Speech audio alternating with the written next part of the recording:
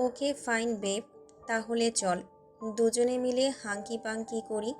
তাপমাত্রা বাড়িয়ে দেই ঘরের। তারপর ক্লান্ত হয়ে গেলে না হয় একসঙ্গে ঘুমিয়ে পড়ব। ওকে। চোখ দুটো বিস্ফোরিত রূপ ধরল সপ্তদশীর। চোখে মুখে লেপ্টে গেল ভরকানো ছাপ। ভয় বাড়ল অন্তকোণে। সর্বাঙ্গে বইতে লাগলো মৃদু ঝংকার। রুডমানবের মুখ অভিব্যক্তি স্পষ্ট নয়। ঠোঁটের কোণে ঝুলছে তীর্যক বাঁকা হাসির রেশ। সপ্তদশীর উদর বরাবর ছুঁয়ে রাখা তার শক্ত হাতের রুক্ষ তালুখানা ধীরে ধীরে গভীর করছে নিজেকে। আলগোছে খামচে ধরেছে মাহির পরনের পাতলা কুর্তাটা। সহসাই কেঁপে ওঠে মাহি। চোখ দুটো খিচে তখনই আঁকড়ে ধরে যুবকের পেশিবহুল ইস্পাত দৃঢ় হাত। কণ্ঠ খাদে নামিয়ে অস্বস্তি নিয়ে বলে ওঠে, প্লিজ হাত সরান। রুডমানব নিস্পৃহ। নির্লিপ্ততা ছড়িয়েছে তার দৃষ্টে। মানবী রমণ অনুনয়কে এক প্রকার দূরছাই করে দিয়ে যুবক আগালো আর একটু। বেপরোয়া হাতের স্পর্শ টানল সপ্তদশীর জামার ফাঁক গলিয়ে। তার শক্ত হাতে রুক্ষ তালুর উষ্ণ পরশ পরপরই স্থির হল মানবীর মেধহীন মসৃণ উদরের চামড়ায়। মুহূর্তেই সর্বাঙ্গে ঝংকার দিয়ে ওঠে মাহির। নিঃশ্বাস আটকে যায় কণ্ঠার সন্নিকটে। এক অদ্ভুত বিভীষিকাময় হাহাকারে কম্পিত হয় রমণীর হৃদমাঝার। ক্ষুণ্ণ হয় নারী মর্যাদা। মানবী তখনই ধারালো দাঁতের রুষ্ট চাপায় পিষ্ট করল নিজের অধর। চোখ দুটো কুঁচকে নিজেকে শান্ত করবার প্রয়াস চালালো বেশ। এরই মধ্যে উদরের চামড়ায় দোল খেয়ে ওঠে নীরব মানবের শক্ত আঙুলগুলো। আশ্চর্য! মাহি থামালো না তাকে। উল্টো চোখ দুটো খিচে ঠোঁট কামড়ে নীরবে দিচ্ছে অশ্রু বিসর্জন। আহত মানব ধীরে ধীরে মাথা উঁচায় সামান্য। নিষ্প্রভ দৃষ্টিযুগল একত্রে নিক্ষেপ করল মানবীর ক্রন্দনরত মুখ পানে। কিয়ৎক্ষণ এক দৃষ্টিতে তাকিয়ে থেকে রুডমানব আলগোছে মাথা এগিয়ে আনলেন নিজের। আহত ঘাটটা পেছনে রেখে আলতো করে নিজের মুখটা ঠেকিয়ে রাখল মাহির গলার কাছে। এক হাতে সপ্তদশীর উদর ছুঁয়ে রেখে অন্য হাতটা স্নিগ্ধ ভঙ্গিতে নিয়ে গেল মেয়েটার ঘাড়ের নিচ দিয়ে। অতপর এক অভেদ্য বেষ্টনে মানবীকে নিজের সঙ্গে সযত্নে আটকে রেখে নিঃশ্বাস টানল মুগ্ধ। মাহির গলার কাছে অসহনীয় কায়দায় নাক ঘষে টানল জোরালো নিঃশ্বাস। কণ্ঠে উদ্ভট মহাবিষ্টতা ঢেলে হিসহিসিয়ে ওড়াল, তোর ওপর একচ্ছত্র অধিকার কেবল আমার সিগনোরা, আর আমার সকল একচ্ছত্র অধিকারকে দখল করার কৌশল হিসেবে আমি কেবল জোর জবরদস্তি বুঝি। ধৈর্য, নীতিবাক্য, ন্যায় অন্যায়, এভরিথিং আর just fucking nonsense to me. যা আমার তা আজ হোক, কাল হোক, কিংবা বছরের পর বছর হোক, তা কেবল আমারই থাকবে। আমি এমনই সিগনোরা। ছাড় দেওয়া কিংবা ছেড়ে দেওয়া আমার রুলসে নেই। আমি কেবল বুঝি কেড়ে নেওয়া। যা একবার চোখে ধরবে তা ছিনিয়ে নেওয়া, হোক তা অন্যের কলিজার টুকরা কিংবা তার চেয়েও দুর্লভ কিছু। আমি কেবল বুঝি নিজের দখলদারিত্ব স্থাপন করা, হোক তা কারো অনিচ্ছায় কিংবা জোরপূর্বক। তোকে আমার লাগবে signora, for the rest of your life.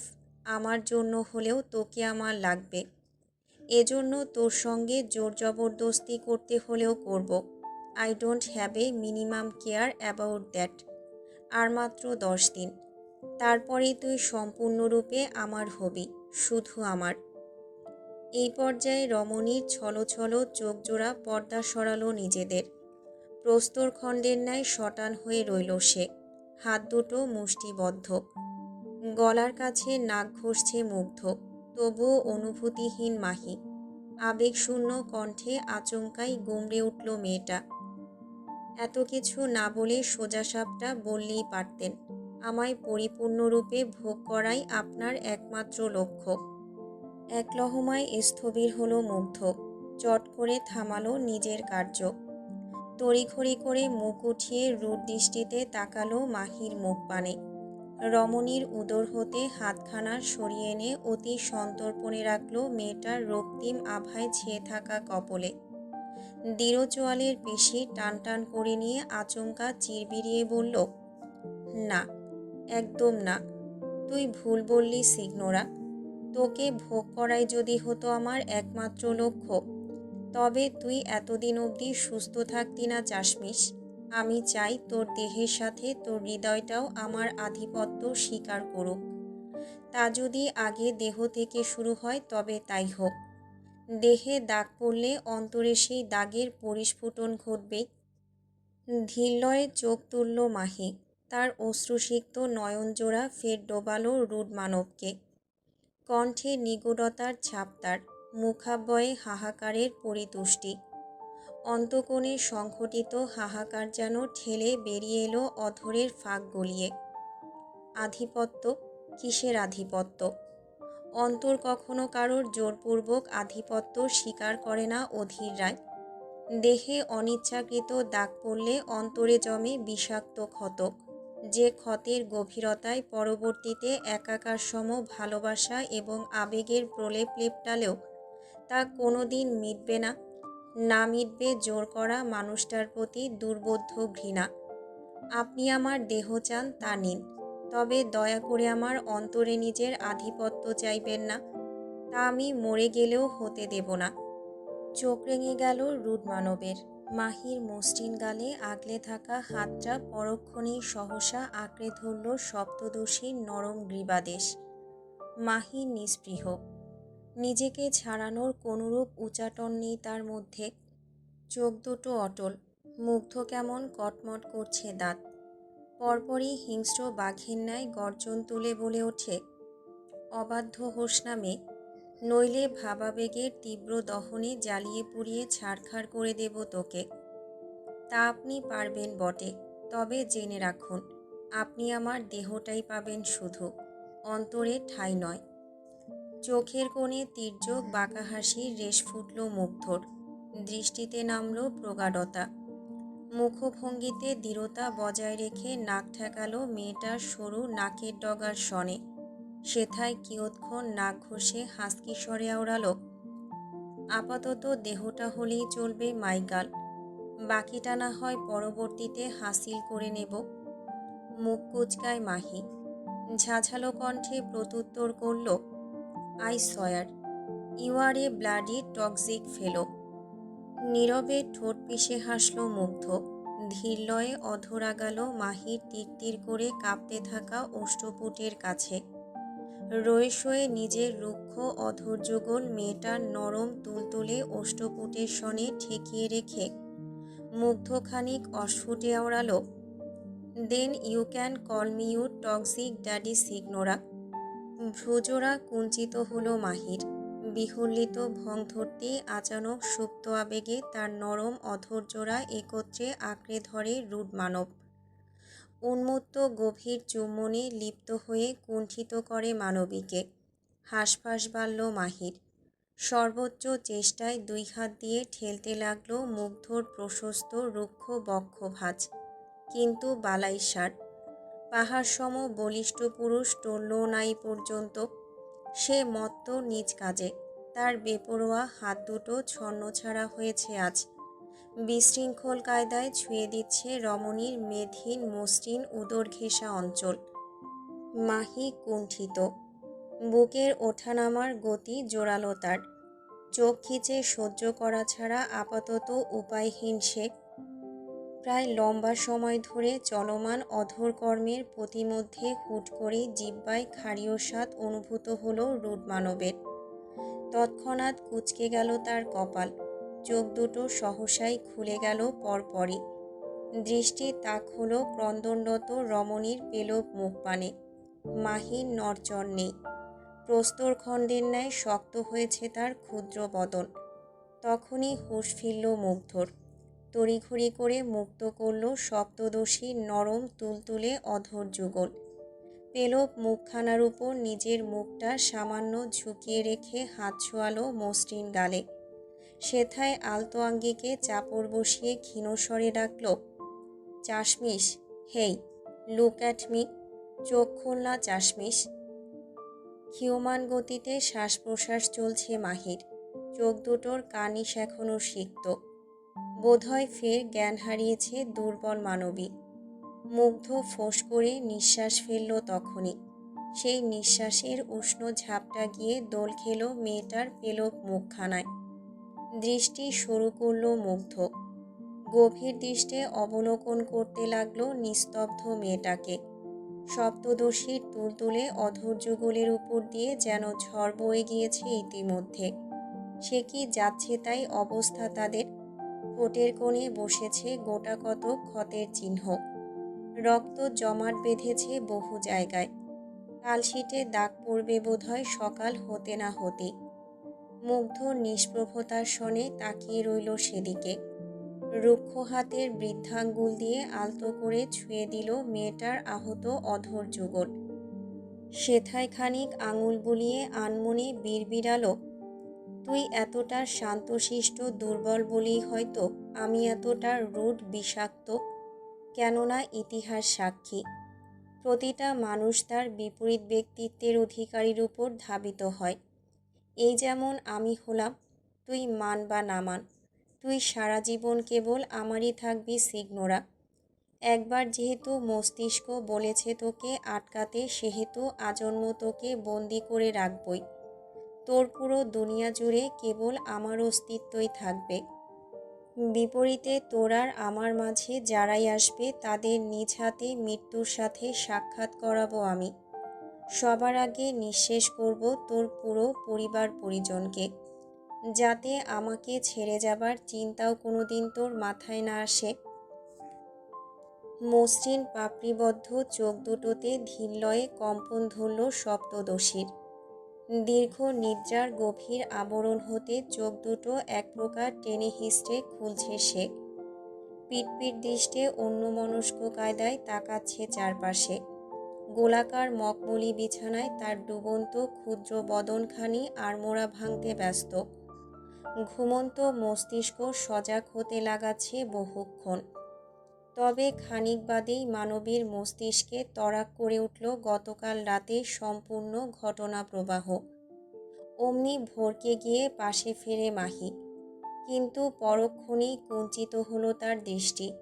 পাশে কেউ নেই। রুড মানব তো দূর, তার টিকিটাও নেই। মাহি কপাল গোছায়, কৌতূহলী ভঙ্গিতে ধীরলয়ে উঠে বসে শোয়া ছেড়ে। মাথাটা খানিক এদিক ওদিক বাড়িয়ে সতর্ক দৃষ্টি বুলিয়ে নেয় চারপাশে। পরপরই সপ্তদশীর বোধগম্য হল রুড মানব আশেপাশে নেই। এই সুযোগটাই কাজে লাগাতে তৎপর মাহি। চটজলদি বিছানা হতে পা দুটো নামিয়ে ঠেকালো শীতল কাচের মেঝেতে। একটুখানি শীতল স্পর্শ পায়ের উষ্ণ তালু স্পর্শ করতেই শিরশিরে ওঠে মানবীর ক্ষুদ্র কায়া। এক আধবার পা দুটো গুটিয়ে নিলেও পরক্ষণেই তা ফের ঠেকল মেঝেতে। চটপট কায়দায় টলমল দেহখানি হুট করেই ছুট লাগালো দরজার কাছে। বন্ধ দরজার সম্মুখে এসে দাঁড়াতেই ফের থেমে গেল মাহি। হাত রাখল দরজার ডিজিটাল সেন্সরযুক্ত নবের গায়ে। শরীরের জোরে তার টানতেই মানবীর বোধগম্য হলো দরজাটা লক করা। নবের গায়ে আটকে থাকা সেন্সরের পর্দায় ইতিমধ্যেই ভেসে উঠেছে ফিঙ্গারপ্রিন্টের নকশা। অর্থাৎ নকশা বরাবর কাঙ্ক্ষিত ফিঙ্গারপ্রিন্ট না বসলে খুলবে না এই দরজা। মাহি পড়ল বড্ড বিপাকে। অস্থিরতায় হাত চলে গেল ললাটে। কিভাবে কি করবে উপায় খুঁজতেই মানবী আনমনে নিজের বৃদ্ধা আঙুলখানা আলতো করে ছোঁয়ালো নকশা বরাবর। ঠিক তখনই তাকে একাকার সম হতবাকতায় ডুবিয়ে দিয়ে দরজাটা কেমন খট করে খুলে গেল। এহেন কাণ্ডে বিস্মিত মাহি বোকা বনে তাকিয়ে রইল সদ্য খুলে যাওয়া দরজাটার পানে। প্রহর কাটল এরূপ হতবম্বতায়। পরপরই সপ্তদশীর সতর্ক পদযুগল তড়িঘড়ি করে বেরিয়ে গেল কক্ষ থেকে। গাঢ় নিস্তব্ধতায় মুড়িয়ে আছে প্রশস্ত করিডোরটি। স্বচ্ছ কাচের তৈরি মেঝেতে বড্ড সতর্কতায় হাঁটছে সপ্তদশী। ভয়ার্ত দৃষ্টিযুগল এদিক ওদিক ঘুরপাক খাচ্ছে বারংবার। কোনো মতে একবার ঘরে ঢুকতে পারলেই হলো, আজ আর ভুলক্রমেও বাইরে বেরোবে না সে। এহেন পণ নিয়ে কাপত্রয়ী এগোচ্ছে। এরই মধ্যে পেছন থেকে একখানা শক্তপোক্ত হাতে রুক্ষতালুর ঝাঝালো স্পর্শ এসে আচানক আঘাত হানল বোকা মানবীর পৃষ্ঠদেশের সুঢল স্পর্শকাতর অঙ্গে। অমনি তীব্র ব্যথায় বিকৃত হলো রমণীর পেলব মুখখানা, কুঁচকে গেল নাক মুখ। তখনই দুই হাতে নিজের সুঢল ত্বকে হাত ডলতে টলতে মানবীর শরীর ঘুরিয়ে তাকালো পেছনে। অমনি মুখোমুখি হলো রুদ্মানবের সনে। এলোমেলো চুল তার, কোনো মতে টেনে টুনে ঝুঁটি স্বরূপ আটকে আছে পেছনে। গায়ে জড়ানো কালো রঙা ওভারকোট, ভেতরে পড়েছে একখানা কালো ফিনফিনে শার্ট, তার আবার সবগুলো বোতাম আলস্যে হাঁ করে খুলে রাখা। বেশভূষা দেখে মনে হচ্ছে মানব বোধহয় যাচ্ছে কোথাও, তবে পথিমধ্যে করে বসেছে নিজের উদ্ভট বেয়াদবি। পিয়ার্সিং করা ভ্রুখানা উঁচিয়ে তাকিয়ে আছে মাহির পানে। ঠোঁটের কোণে বসেছে ক্যানাইন দাঁতের পরশ। দৃষ্টিতে তীক্ষ্ণতা লেপ্টে মানব দুই হাত বাঁকালো বুকের কাছে। তৎক্ষণাৎ মেজাজ খিসল মাহির, ঝাঝালো কণ্ঠে আওড়ালো, লজ্জা করে না আপনার বেহায়া লোক? যখন তখন আমার মতো হাঁটুর বয়সী একটা মেয়ের সঙ্গে এমন বেহায়াপনা করতে। জিভের ডগায় গাল ঠেলল মুগ্ধ। দৈবাৎ শক্তিতে ঘাটটা আনমনে কাত হলো তার। পায়ের অসামান্য গতিতে এক লহমায় এগিয়ে এসে এক হ্যাচকা টানে আঁকড়ে ধরল সপ্তদশীর বাঁকানো কটিদেশ। হাতের জোরে মানবীর পা দুটো ঝুলে গেল শূন্যে, আটকে গেল রুদ্মানবের রুক্ষ বক্ষভাজের সনে। সাপের ন্যায় মোচড়াচ্ছে মাহি, অস্বস্তি ঘৃণায় লুটোপুটি খেয়ে দুই হাতে ঠেলছে লোকটাকে। অথচ মুগ্ধ নির্বিকার, একদৃষ্টে তাকিয়ে আছে মাহির পানে। ঠোঁটের কোণে এক টুকরো বাঁকা হাসির রেশ টেনে মানবীর মুখের উপর সামান্য ফু দিয়ে দুষ্টু কণ্ঠে শুধালো, লজ্জা?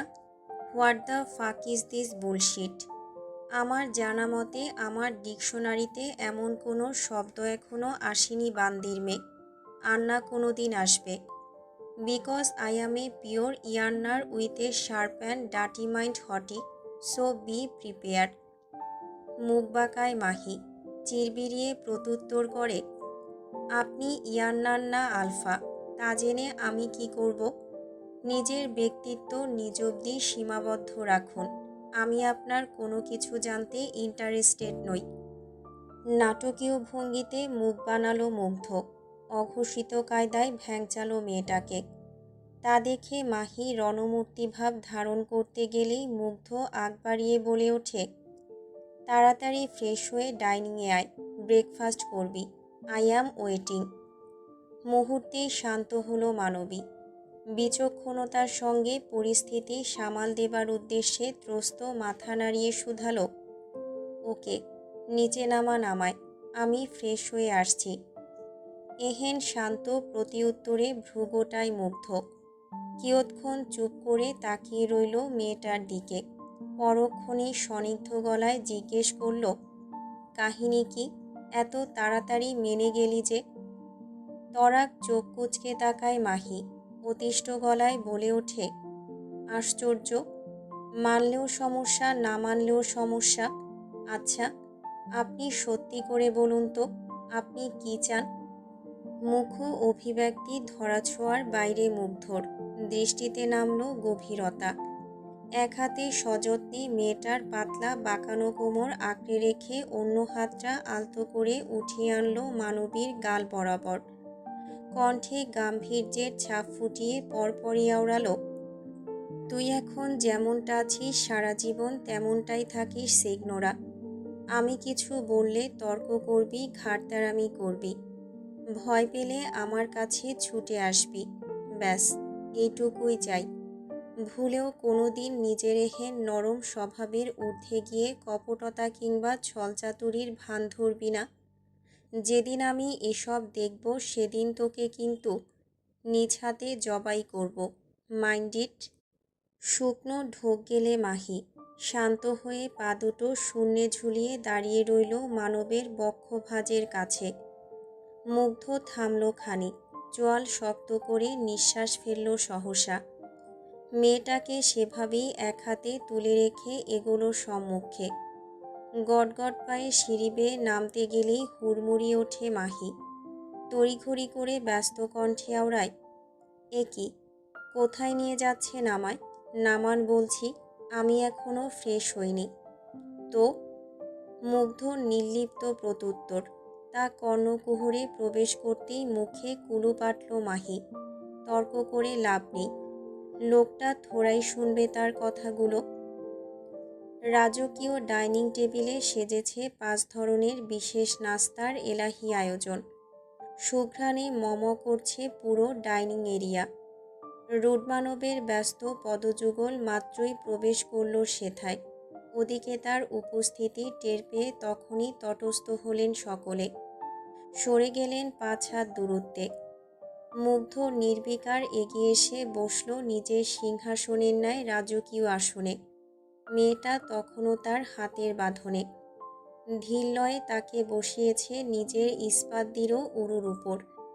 সম্পূর্ণ কাণ্ডে বিমূঢ় মাহি, মুখ ঘুরিয়ে রেখেছে অন্যত্র। ততক্ষণে মুগ্ধর সামনে দেওয়া হয়েছে রাশিয়ার বিখ্যাত সিরানিকি এবং ব্লিনি। এক হাতে বড়সড় একখানা ফর্ক তুলে দক্ষ কায়দায় তুলতুলে প্যানকেকগুলো ছিঁড়ছে গম্ভীর মানব। রয়ে শয়ে খাদ্যাংশটুকু ফর্কের ডগায় আটকে তা আলগোছে বাড়িয়ে দিল মাহির মুখের কাছে। গমগমে গলায় শুধালো, মুখ খোল। তখনই অন্যত্র মুখ ঘোরায় মাহি। বিরক্তিতে মুখ কুঁচকে বলে ওঠে, পারবো না, আমি এখনো ব্রাশ করিনি। ইয়াক। নীরবে শুনল মুগ্ধ। পরপরই হাতে থাকা ফর্কটা আলগোছে নামিয়ে রাখল প্লেটের এক কোণে। ডান হাতে মাহির নরম তুলতুলে চোয়ালখানা আচমকাই আঁকড়ে ধরে মুখটা ঘুরিয়ে আনে নিজের দিকে। তার এহেন কাণ্ডে ভরকায় মাহি। গোটানো কপালে মুখ খুলতেই যাবে অমনি রুডমানব করে বসল আরেক কাণ্ড। তখনই কোনরূপ বলা কওয়া ছাড়াই অধর দিয়ে আঁকড়ে ধরল রমণীর তুলতুলে ওষ্ঠপুট। গভীর থেকে গভীর হচ্ছে সেই বেপরোয়া স্পর্শ। অধর সুধাপানে মত্ত রুডমানব। ক্ষণে ক্ষণে ঢোক গিলছে বেশ। মাহি হতবম্ব। পেট গুড়গুড় করছে তার। গুলি উঠছে সর্বাঙ্গ। এই বুঝি মুখ ভরে বমি উগরে দেবে সে। অথচ লোকটাকে দেখো, সে তো থামছেই না। মাহির অবস্থা বেগতিক হচ্ছে ক্রমশ। তা বোধহয় টের পেলেন রুডমানব। কোনরূপ তাড়না দেখিয়ে রয়ে শয়ে ছাড়ল সপ্তদশীর অধর।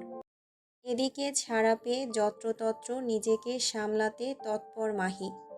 তখনই 2 হাতের উল্টো পিঠে অনবরত ঘষতে লাগলো নিজের সিক্ত অধর যুগল। বাঁকা চোখে তা অবলোকন করে ঠোঁট কামড়ে হাসল মুগ্ধ। বৃদ্ধাঙ্গুল দিয়ে আলগোছে মুছে নিল নিজের অধর কোণ। খানিক হাঁপাতে হাঁপাতে শুধালো, এখনো ব্রাশ করতে হবে? তৎক্ষণাৎ বমি বমি ভাব ধরল মাহি। গা গুলিয়ে ওঠার ন্যায় বুকের কাছে চাপল হাত। অস্ফুটে বলেই বসল, সিজনাল খবিশ একটা, ইয়াক, খচ্চর। বিড়বিড়িয়ে বলা কথাটাও বেশ শুনল মুগ্ধ। অলক্ষ্যে ঠোঁট কামড়ে ধরে রেখে ফের ফর্ক তুলল হাতে। খাবারটুকু আবারও মাহির মুখের কাছে এগিয়ে দিয়ে চেয়ে রইল কিয়ৎক্ষণ। মাহির আর কী বা করার, না চাইতেও গোমরা মুখে আলগোছে মুখে তুলল খাবারটুকু। রুডমানব দেখল তা। পরপরই একই ফর্কের আগায় খাবার তুলে নিজেও খেতে লাগলো বড্ড গুছিয়ে। মাহি আর দৃষ্টে দেখছে সব। মনে মনে লোকটার এহেন গুছিয়ে খাওয়া দেখে প্রশংসাও করল হয়তো। তবে মুখে ভাব ধরেছে গম্ভীর। মুগ্ধ ফের মেয়েটার মুখে খাবার তুলে দিয়ে গম্ভীর কণ্ঠে বলতে লাগলো, কদিন ঘর ছেড়ে বের হবি না। যা লাগবে জাস্ট অর্ডার দিবি, সামনে হাজির হয়ে যাবে। খাবার দাবার ঘরেই করবি। খাবার চিবোতে ব্যস্ত মাহি। গুছিয়েছে কপালের চামড়া। লোকটা হুট করে এসব কেন বলছে? আগে তো বলেনি। কৌতূহলতায় বুধ মানবী। মুখ খুলে কিছু জিজ্ঞেস করতেই যাবে, তার আগেই মুখ গহ্বরে খাবার ঠেলে দিল মুগ্ধ। গম্ভীর মুখে বলে উঠল, পরে কথা বলিস, আগে খেয়ে নে। সহসাই কথা থেমে গেল মাহির। আনমনে খাবার চিবোতে গিয়ে হুট করে হেঁচকি উঠে গেল তার। অথচ তার এহেন সামান্য হেঁচকিতে তৎক্ষণাৎ অস্থির হলো মুগ্ধ। অস্থির কায়দায় দ্রুত বেগে সম্মুখ হতে পানি ভর্তি গ্লাসটা আলগোছে তুলে দিল মেয়েটার মুখের কাছে। অন্য হাতে মাহির পিঠ ডলতে ডলতে উদ্বিগ্ন স্বরে আওড়াল, আর ইউ ওকে? লম্বা ঢোকে প্রায় অর্ধেকটা পানি গিলে থামল মাহি। হাঁপিয়ে উঠেছে মেয়েটা। তার উপর লোকটার অমন একের পর এক প্রশ্ন। মাহি মৌন, অথচ মুগ্ধ বিচলিত কায়দায় দুই হাতে রুক্ষ আসলায় তুলে রেখেছে মেয়েটার ক্ষুদ্র মুখ। এরই মধ্যে টেবিলের কাছে এসে দাঁড়ায় আফ্রিকান পুরুষ মেট। নতমুখে আরেকটু খাবার সার্ভ করছে মনস্টারের পাতে। ঠিক তখনই মাহি কেসে ওঠে সামান্য। সেই কাশির শব্দে আনমনেই দৃষ্টি উঠে গেল লোকটার। তাক হলো কাশিরত মায়াবিনী রমণীর পানে। সাহায্যকারী সৌজন্যতাবশত আগ বাড়িয়ে টেবিল হতে একখানা রুমাল তুলে মাহির পানে ঠেলে এগিয়ে দেয় লোকটা। তা দৃশ্যমান হতেই থমকায় মাহি। কাশতে কাশতে ভুলবশত যেই না হাত বাড়িয়ে বাড়ন্ত রুমালটা তুলে নেবে, অমনি রুডমানব নিজের উরু হতে আলগোছে নামিয়ে দাঁড় করালো তাকে। মাহি হতবুদ্ধির ন্যায় ভাব ধরল তখনই। অন্যমনস্ক ভঙ্গিতে মুগ্ধর মুখ পানে তাকাতেই আঁতকে ওঠে মেয়েটা। এ কি? লোকটার বাদামি চোখ দুটো অমন লাল হয়ে গেল কেন? দৃঢ় চোয়ালটা অমন থরথর করে কাঁপছে কেন? ঘাড় এবং কপালে রগগুলো অমন দগদগ করছে যে। সে কি রেগে গেছে? ভয়ার্ত মানবী শুকনো ঢোক গিলল তৎক্ষণাৎ। ভয়ে সিটিয়ে গেল কদম জোড়া। ওদিকে সাপের ন্যায় ফোঁস করতে থাকা রুডমানব আচমকাই ক্ষুদ্র বাঘের ন্যায় হুঙ্কার তুলে ঝাঁপিয়ে পড়ল পার্শ্ববর্তী লোকটার উপর। ডান হাতের হিংস্র থাবায় লোকটার মুখখানা এক ঝটকায় টেবিলের গায়ের সঙ্গে আটকে রেখে অন্য হাতে অনবরত হিংস্র আঘাতে থুবড়ে দিতে লাগল লোকটার অন্ধকার মুখাব্যয়। একের পর এক জোরালো পাঞ্চের হিংস্রতায় থেতলে যাচ্ছে মানবের মুখ। ভেঙে গুড়িয়ে যাচ্ছে মুখাব্যয়ের অস্থি কাঠামো। উষ্ণ তাজা লহুতে মেখে যাচ্ছে চারপাশ। লোকটা যেমন চিৎকার করে কাঁদছে, ঠিক তেমনই হিংস্র গর্জন তুলছে Mugdho. How dare you bastard, how dare you! ওর দিকে রুমাল লাগালি কোন সাহসে? ওর দিকে হাত বাড়ালি কোন সাহসে? কোন সাহসে তাকালি ওর দিকে? You bloody অ্যাসহোল! মুগ্ধরমন জোরালো পাঞ্চে কয়েক পলেই বিকৃত হলো লোকটার মুখ। দেহ খাঁচা ছেড়ে প্রাণ পাখিটা বোধহয় উড়ে গিয়েছে ইতিমধ্যে। ওদিকে এহেন দৃশ্য সচক্ষে কয়েক সেকেন্ড দেখতে পারলেও পর মুহূর্তে দেখবার আর সাধ্যি পায়নি মাহি। তড়িঘড়ি করে দুই হাতে মুখ ঢেকে হাউমাউ করে কাঁদছে মেয়েটা। কাঁপছে রুডমানবের হিংস্রতায়। মুগ্ধ থামল। সম্পূর্ণ বিধ্বস্ত করে ছাড়ল লোকটাকে। পরক্ষণে লহুতে মাখামাখি হাতখানা সবেগে ঝাঁকিয়ে আলগোছে ঘাড় বাঁকিয়ে তাকায় সে। অগ্নিদৃষ্টি জোড়া নিক্ষেপ করল কাঁদতে থাকা মাহির উপর। নির্লিপ্ত ভঙ্গিতে পা দুটো এগিয়ে এসে দাঁড়ালো তার। রয়ে শয়ে হাঁটু ঠেকল মেঝেতে। নির্বিকার কায়দায় হাত উঁচিয়ে ক্রন্দনরত রমণীর মাথার উপর স্পর্শ বসাতেই তখনই কেঁপে ওঠে মাহি। ভয়ার্ত ঢোক গিলে মুখের উপর থেকে হাত সরিয়ে সহসাই ছিটকে সরে যায় পেছনে। তার এহেন কাণ্ড দেখে কপাল গোছায় মুগ্ধ। নিজে থেকে হাঁটুতে ভর দিয়ে আরেকটু এগিয়ে এসে থমথমে কণ্ঠে আওড়াল, ভয় পাচ্ছিস কেন? আমি তো এমনই। ভয়ার্ত ঢোক গিলছে মাহি। পেছাচ্ছে কয়েক হাত। কাঁদতে কাঁদতে হেঁচকি তুলে আওড়াচ্ছে সে, ছোবেন না আমায়, আপনি একটা পাগল। আচমকা সাইকোপ্যাথের ন্যায় ঘাড় কাত করে হাসল মুগ্ধ। আলগোছে আঙুলের ডগায় চুলকালো নিজের কপাল। পরপরই অতি শান্ত অথচ ভয়ানক কণ্ঠে প্রত্যুত্তর করল, হ্যাঁ জানি তো, তবে তুই হয়তো জানিস না আমি কার জন্য পাগল। ভয়ার্ত মাহি অত কিছু বোঝার স্থিতিতে নেই। কাঁদতে কাঁদতে তখনই উঠে চলে যেতে চাইলেই বাদ সাধল মুগ্ধ। তৎক্ষণাৎ সপ্তদশীর পায়ের গোড়ালি বরাবর আঁকড়ে ধরল তার শক্তপোক্ত হাত। মাহি থমকায়।